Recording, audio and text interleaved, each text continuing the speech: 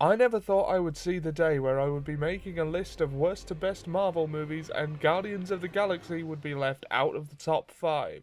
But hell if that didn't end up being the world we live in. As deliberate a B-movie as it gets, Guardians of the Galaxy could be considered the film that encapsulates its own ideals more completely than anything else in this franchise.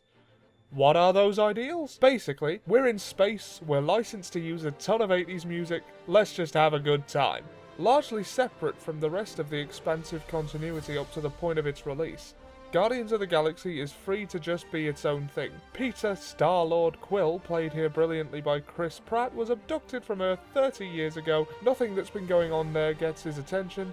Somehow, he still has a Sony Walkman circa 1980 in working order, which, as a device to justify a delightfully 80s soundtrack, does a fantastic job. The tone of this film is very jokey and light-hearted, which suits the characters here right down to the ground. Vin Diesel himself I found a bit wooden. Sorry, I had to. In all seriousness, for the one line he has to repeat, he does well. The personality of Groot shines through beautifully, and the credit for that really does have to go to the animation department, speaking of whom they also do a stellar job bringing to life Rocket Raccoon, voiced here excellently by Bradley Cooper.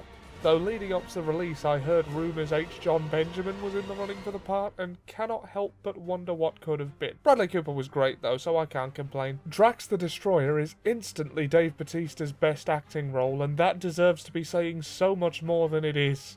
The former wrestler is an instantly believable presence as the muscle-bound alien with no concept of metaphor, a catalyst for some hilarious dialogue. Gamora could so easily have just been another bog-standard Hollywood ice-cold tough gal you've seen 1,000 times. But Zoe Saldana plays her part to a T and acts out a great script and character arc so well that she makes the archetype her own in spectacular fashion. I'm not sure I'd even call it an archetype. Chris Pratt is Chris Pratt. His personality here will not surprise you. He's endearingly immature and obsessed with music, using Footloose as an example to convince Gamora of the joys of dancing, citing Kevin Bacon as a great hero. I may be simplifying his character a bit. His obsession with 80s music comes from a cassette Walkman he carries around, which is the only thing he has left of his life on Earth, or Terra as they call it in the film. Despite this, for whatever reason, he's never gone back, even though he must have had the opportunity at some point. But maybe the fact that his last Earth memory is losing his mother can explain the reluctance. Establishing 4 main characters as well as an antagonist and their subordinates, particularly when there are as many as there are here, in a roughly 2.5 hour runtime, is no easy task. But Guardians manages it admirably. I like Ronan the Accuser. He's appropriately villainous and a believable threat for the most part, but somewhat one-dimensional, and still not on the level of, say, Loki, who at the time this was released was basically the yardstick against which all villains shall be judged. Even so, the film jumps about between characters enough that it doesn't really matter, and without it feeling too forced at that.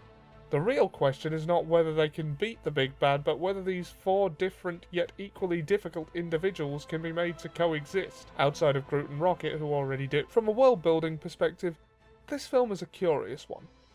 It's almost completely separate from the rest of the continuity, and as such you could quite happily watch this one without having seen any of the others and not feel lost at all. Having said that, the Easter eggs here are all over the place, so it rewards franchise knowledge without punishing any lack thereof. You might have noticed a theme there with my top 10 so far. It also makes a good first step in establishing the much less grounded and more out there parts of the Marvel Universe, creating a precedent for a much more whimsical take on the series in a way that hadn't really been done before. I've not even mentioned some of the supporting cast yet, for example Michael Rooker's Yondu Udonta, who is just great for the part he plays, but if I don't wrap this up now I could go on forever.